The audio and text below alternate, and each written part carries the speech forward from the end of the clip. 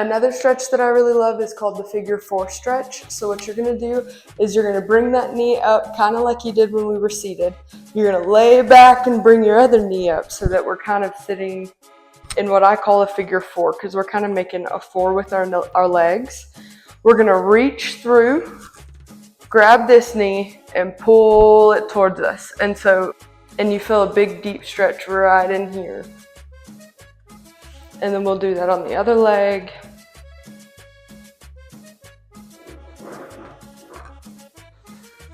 And then what we're gonna do is we're gonna bring one knee to our opposite shoulder, just like that. And we're gonna bring this knee as close to our chest as we can, making sure that we're still taking deep breaths and kind of letting our pelvis relax into this stretch.